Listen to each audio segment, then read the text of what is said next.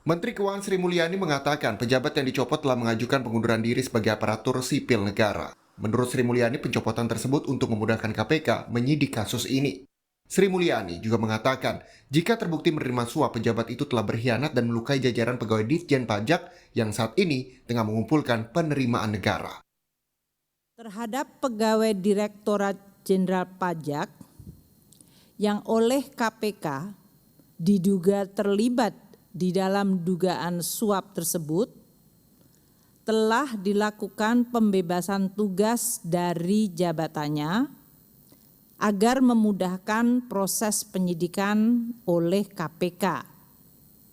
Dan yang bersangkutan telah mengundurkan diri dan sedang diproses dari sisi administrasi ASN. Dengan langkah tersebut, diharapkan proses penegakan hukum oleh KPK tidak akan memberikan imbas negatif kepada kinerja dari organisasi Direktorat Jenderal Pajak. Apabila dugaan tersebut terbukti, ini merupakan suatu pengkhianatan bagi upaya seluruh jajaran Direktorat Jenderal Pajak dan Kementerian Keuangan yang tengah terus berfokus untuk melakukan pengumpulan penerimaan negara.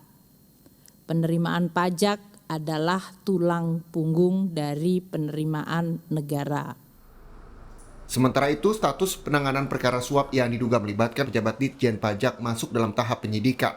KPK pun telah menetapkan tersangka, tetapi belum bisa mengungkap identitas dan jumlah pihak yang terlibat. Ini benar, KPK sedang melakukan kegiatan penyidikan dugaan korupsi penerimaan hadiah atau janji terkait dengan pemeriksaan perpajakan pada Direktorat Jenderal Pajak.